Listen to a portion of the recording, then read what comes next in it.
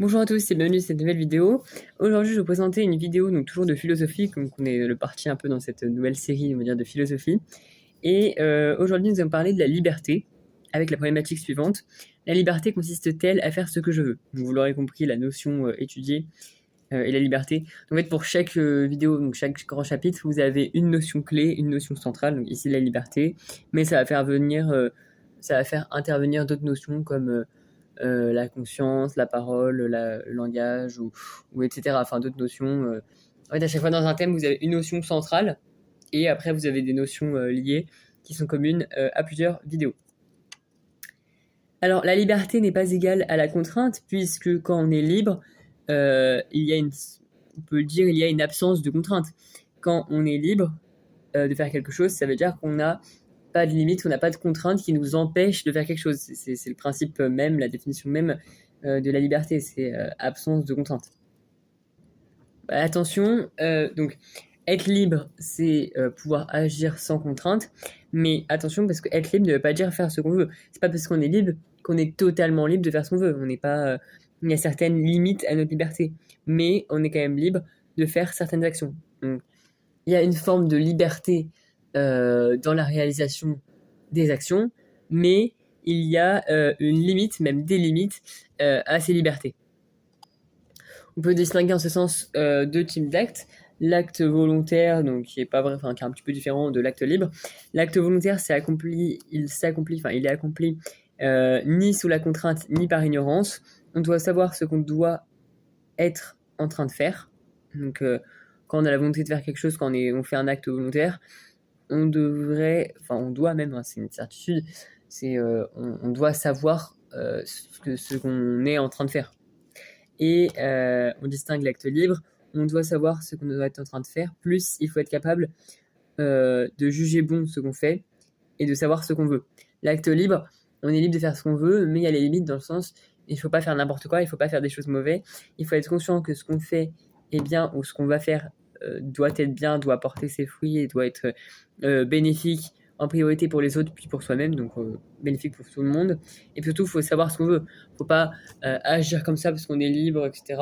Mais il faut agir ce qu'on veut. Donc, par exemple, là, aujourd'hui, je vais décider d'aider mes parents à faire la cuisine parce que c'est un acte bon, ça va les aider, donc ça va être bénéfique pour eux parce que ça va les soulager pour faire la cuisine, ça va leur faire moins de travail.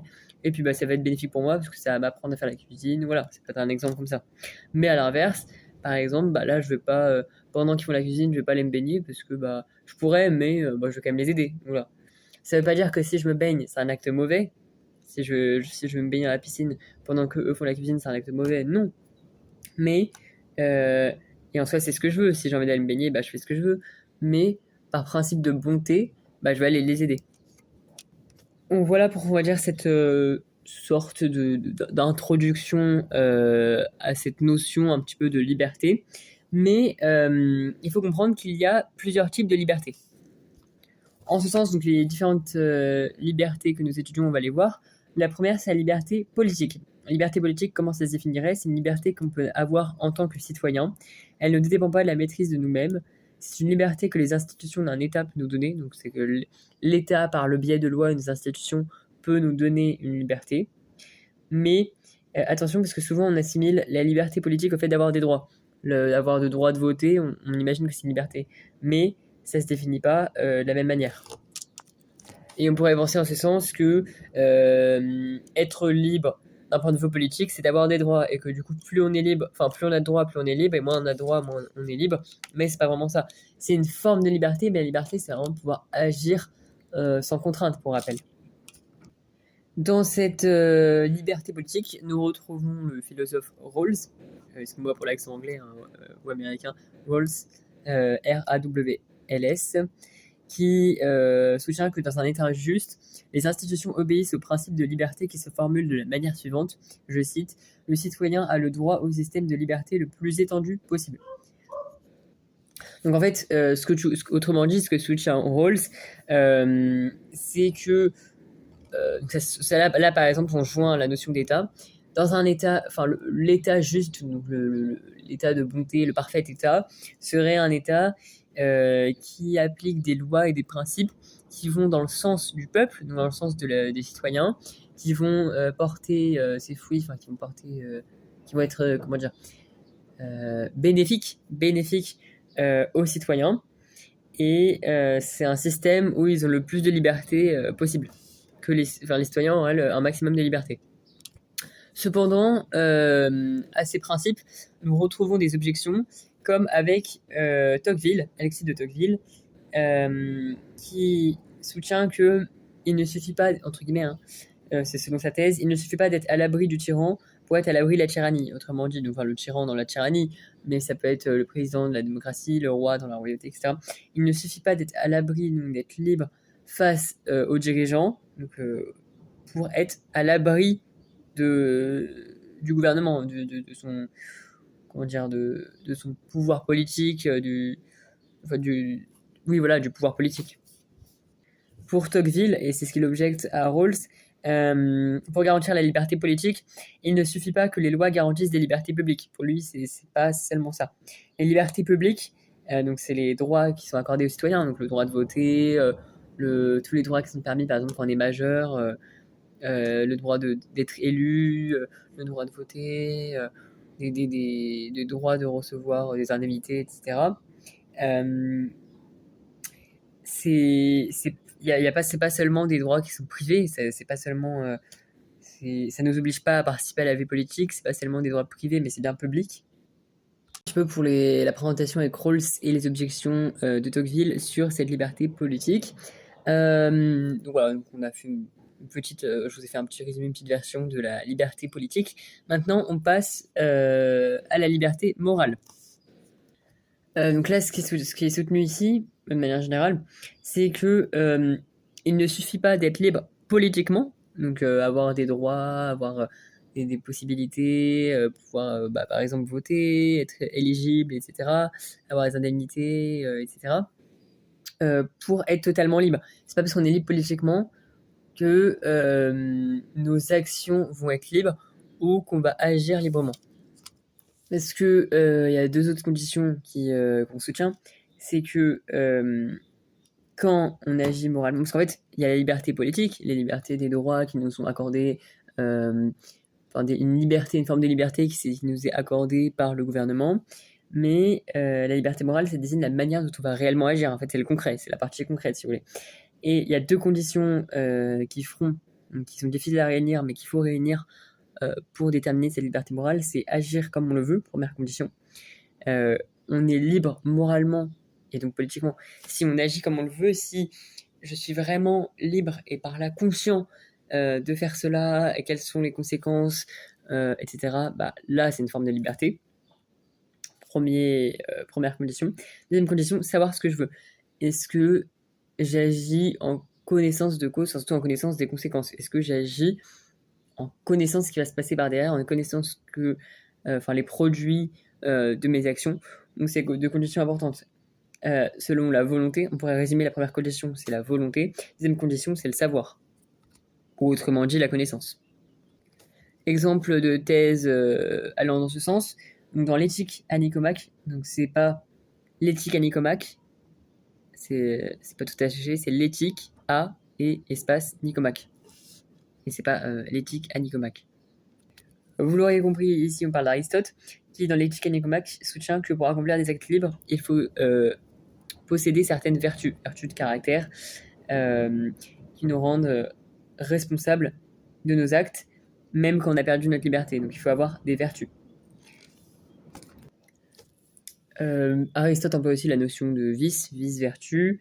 Il développe cette idée de vicieux, etc.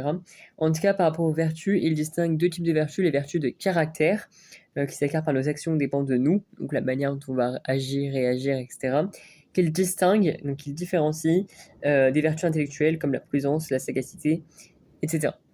Voilà pour cette deuxième petite partie sur la liberté morale. Troisième partie, la liberté métaphysique. Donc on va reparler d'Aristote et surtout on va parler d'un grand philosophe qu'on a beaucoup parlé, on a beaucoup parlé durant plusieurs notions, c'est notre fameux Kant. Mais on va également parler d'un philosophe connu, mais dont on a moins parlé, c'est quelqu'un des fans des jeux de société. Non, je rigole, c'est pour la petite blague. C'est Descartes, le dé et les cartes. Donc Descartes. Donc c'est les trois grands philosophes qui développent un petit peu la thèse de la métaphysique. Donc ils vont intervenir dans cette partie sur la liberté métaphysique. Donc la métaphysique, dans cette liberté métaphysique, se définit par trois manières. Donc selon Aristote, donc, en tout cas la physique, c'est le traité de la nature plus avec la somme du traité de la nature et des remarques sur les notions contournables de physique.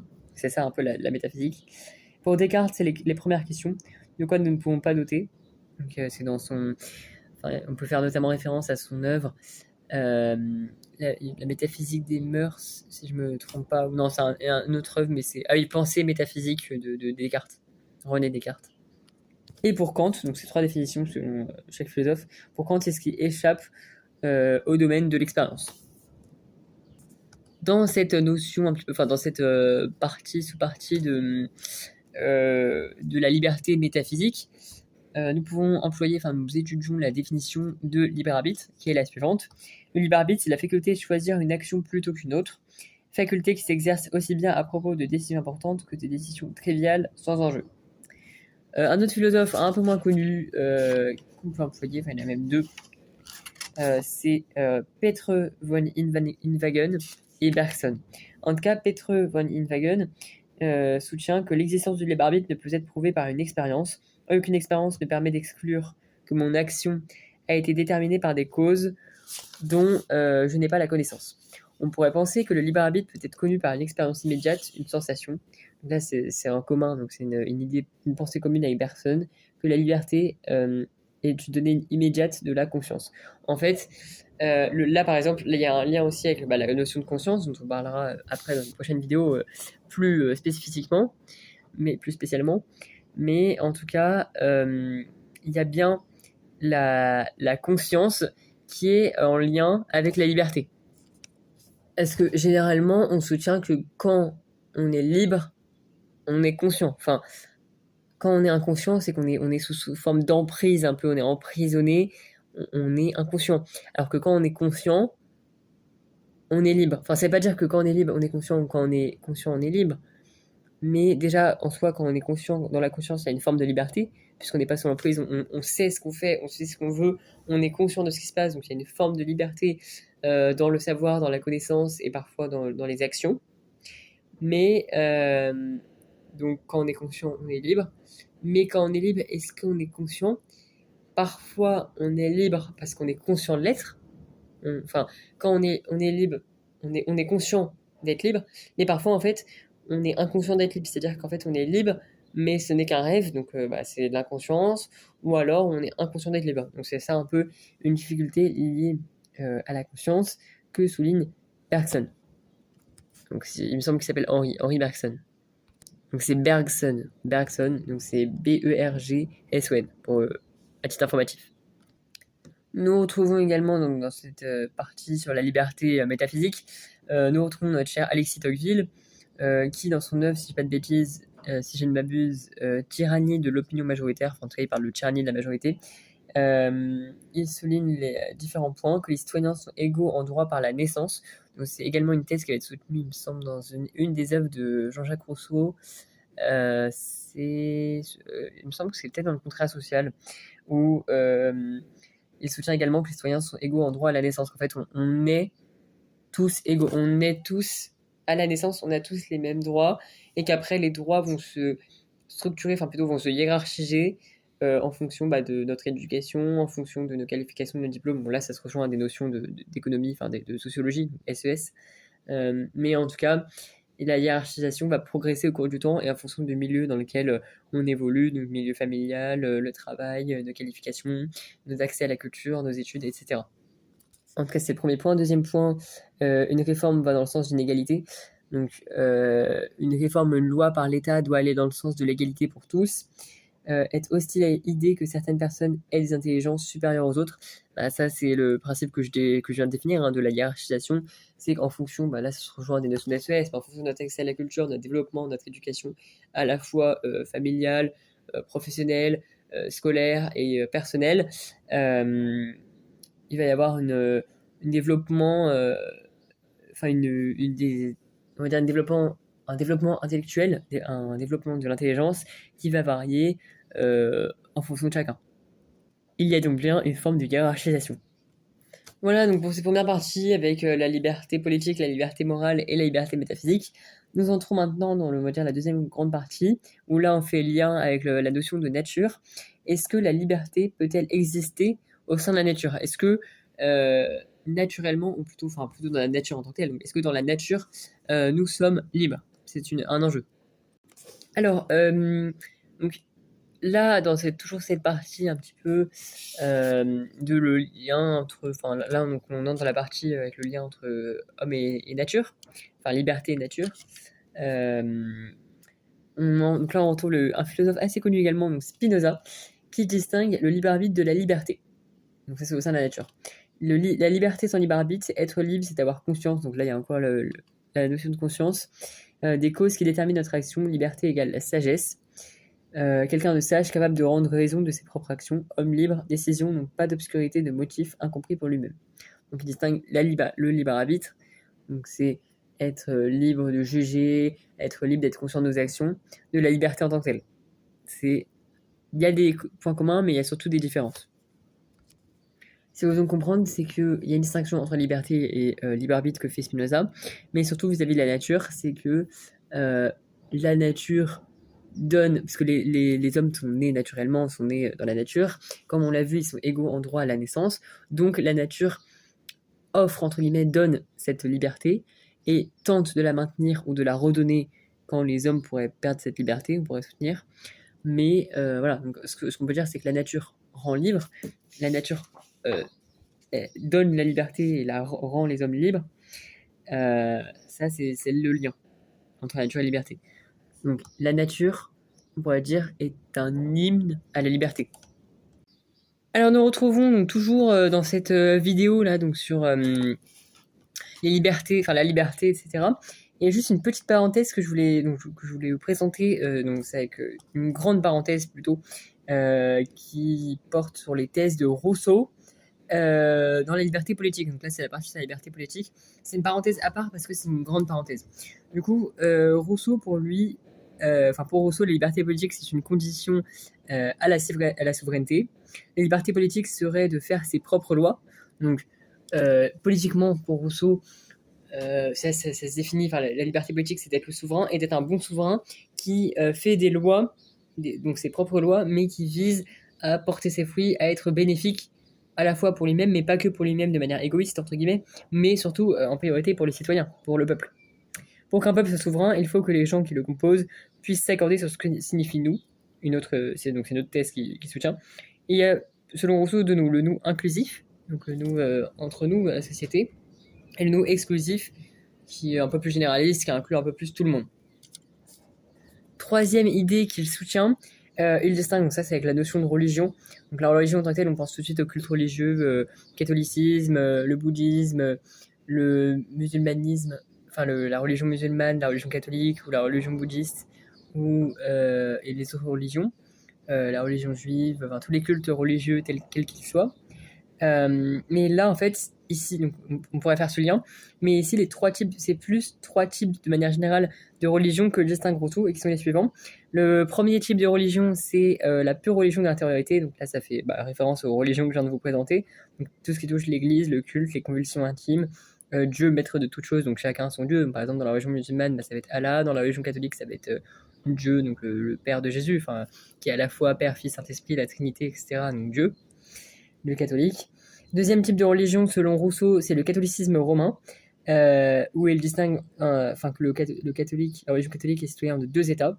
Et troisième type de religion, donc ça c'est un peu la religion laïque, entre guillemets, c'est la religion civile, les règles qui iraient dans l'intérêt et au bénéfice des citoyens. Donc, c'est une sorte de religion, parce que la religion, c'est procurer du bien-être et du bien commun, pour le bien commun.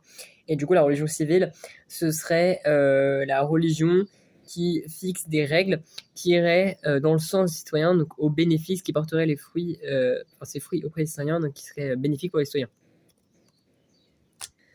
Cependant, une objection que fait Rousseau de manière générale sur la liberté, notamment la liberté politique, c'est qu'on n'est pas totalement libre parce que on est libre politiquement parce qu'on a des droits qui nous sont accordés, mais on n'est pas libre parce que c'est pas nous qui fixons les droits Et c'est celui qui fixe les droits, donc le gouvernement, l'État, le souverain, qui juge s'il est bon de nous laisser les droits ou non. Donc par exemple, il peut nous accorder le droit de voter. Ça peut être une loi, le droit de voter, donc ok, super, on est libre politiquement pour voter, mais si dans 3 ans, il y a un nouveau président qui interdit le droit de voter, bah du coup, ça veut dire qu'il est juge de cette liberté et il nous supprime une de nos libertés. Du coup, on n'est pas, ce que soutient Rousseau, c'est qu'on n'est pas totalement, on n'est pas réellement, vraiment libre. On a une forme de liberté qui peut nous être accordée, on a des libertés, mais il y a des limites à ces libertés, et parfois, même, ces limites sont, enfin, il n'y a même plus de limites, c'est qu'il n'y a même plus de liberté, en fait. Ensuite, autre idée, selon Rousseau, la liberté religieuse, c'est une liberté de conscience qui menace la liberté de l'État, donc menace aussi la souveraineté et la liberté politique. Donc selon, ce que définit Rousseau, c'est que la liberté religieuse, on pourrait dire la religion est-elle l'opium du peuple, donc le poison du peuple, c'est la liberté religieuse serait-elle une menace pour l'État, etc. Donc la liberté religieuse qui se définit par une liberté de conscience, parce que quand on choisit telle ou telle religion, généralement on est conscient d'appartenir à telle ou telle religion et d'appliquer tel culte. Enfin voilà. Et c'est une idée que est-ce que la religion menace l'État? Donc ce serait un questionnement plus ou moins absurde évidemment. Toujours avec Rousseau, dans son œuvre, enfin dans le texte Traité d'éducation, donc c'est pas le contrat social, mais là c'est Traité d'éducation, Rousseau soutient, voilà, enfin souligne qu'il ne suffit pas d'être libre politiquement pour être capable d'actes libres. Donc ça on l'a déjà dit tout à l'heure un petit peu, c'est pas parce que on a la liberté politique qu'on est forcément libre moralement. Ça se joint à la liaison ou la transition de liberté politique à liberté morale. Donc ça reprend exactement ce qu'on disait tout à l'heure. Les deux conditions que souligne Rousseau, et donc on l'a déjà vu tout à l'heure, c'est agir comme on le veut, donc selon la volonté, et savoir ce qu'on veut, donc savoir, la connaissance. Et une définition qui s'introduit également dans les idées de Rousseau, c'est l'acrasie. Qu'est-ce que l'acrasie? Je vous donne une définition. C'est la faiblesse de la volonté qui se traduit par une incapacité à agir comme on souhaiterait le faire. Donc parfois, soit on est timide, ou on a peur, ou on n'en a pas la volonté, on a une faiblesse de la volonté, on a un manque de volonté, pas forcément par crainte, enfin parfois ça peut être par crainte, mais juste on n'a pas assez de volonté, c'est comme ça. Et du coup, ça fait qu'on est incapable d'agir correctement, soit on est incapable d'agir du tout, dans le pire des cas, ou parfois on est incapable d'agir comme on souhaiterait le faire. On aimerait agir comme ça, mais par exemple, à cause du stress, on a la peur d'agir, donc on est involontaire d'agir comme cela. C'est comme ça qu'on pourrait définir l'acrasie. L'acrasie qui est un terme à retenir parce que c'est un terme beaucoup employé, beaucoup utilisé. Donc voilà. Voilà pour cette vidéo sur la liberté. Donc on a vu la liberté morale, politique, métaphysique, etc. avec différents philosophes, Descartes, Spinoza, Kant, Rousseau, etc. Voilà, donc je vous remercie. Cette vidéo s'achève. Et prochaine vidéo, on va parler davantage de la conscience. Comme on en a parlé un petit peu là, on a un peu introduit dans la notion de liberté, mais là on va plus particulièrement, plus spécifiquement, plus spécialement en parler. Voilà, je vous remercie, je vous souhaite une très belle journée à tous.